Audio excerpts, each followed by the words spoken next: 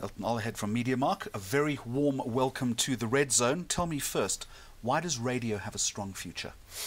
Well, I think, now that we've got consumers accessing media from different channels, you start seeing not just the FM access, but also the online access. So I think there's more of an opportunity than there was in the past. But having said that, the core proposition has still got to remain.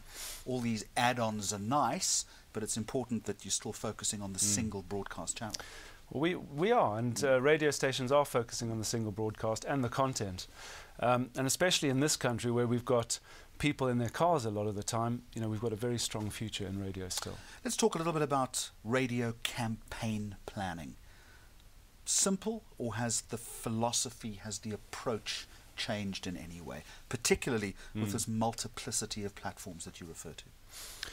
No, I think campaigns are still being planned based around core objectives of advertisers, and that is the crucial thing, really. And as long as people who are planning those campaigns are focused on the objectives, it's going to be the same fundamentals as ever before. All that has to be taken into account now is that there are different media channels to incorporate as well. Should there be a different objective when you're going into radio to sell your product or service?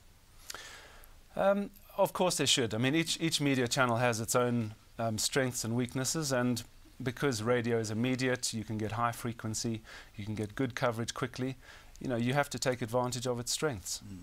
You're talking to me about this, this communication integration across multiple platforms. Surely that makes it very difficult for a brand or a planner to actually do this optimally. There's just so much material available. What's the single focus? How should they be doing it? I think it's crucial that planners start really looking at exactly who they want to target in this fragmented market. I mean, there is a lot of noise and a lot of hype. There is a lot of fragmentation, both in TV and other channels, and the internet as well. And it's crucial that they don't lose sight of exactly who they're after, and to try and simplify that as much as possible. And you're going to start seeing buying points where media owners are selling lots of different opportunities in one place becoming more important, because advertisers and planners have to really try and simplify their whole approach to buying. Is there such a thing as loyalty to a radio station these days? Loyalty in terms of listener or in terms of advertiser? Let's start with the listener. I think so, yes, because listeners develop a relationship with the presenters as well as the station and the brand as a whole. And that's something that stations spend a lot of time, money and effort in actually developing. And that's probably one of the most important things these days in terms of increased fragmentation, increased offerings, number of channels and platforms and different content for areas that people can actually focus on in terms of being a consumer. You really have to focus on, as a media owner, developing that relationship with the customer so that they stand out, or you stand out to them. What about advertisers?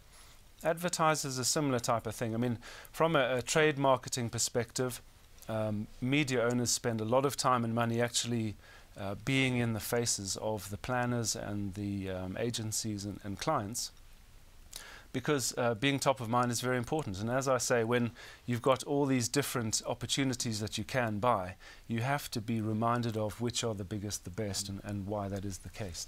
Radmark now becomes Mediamark. Yeah, so as we've seen the shift of media consumption over the past few years, and the acceleration into digital formats, and also the way the ad spend mirrors that, the shift. We've identified that over time, the next 5 to 10 years, the digital formats will become a lot more important. I mean, it's happened very, very fast in first world countries, the US and Europe and so on. Digital is now over a quarter of all ad spend in the UK.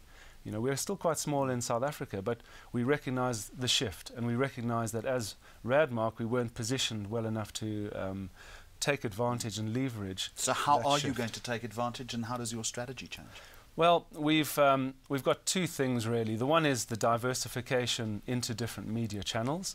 So that means we will be representing different channels such as TV as well as digital. Digital, we are already quite strong. We've got the Microsoft network, which is MSN, Skype, Hotmail, etc.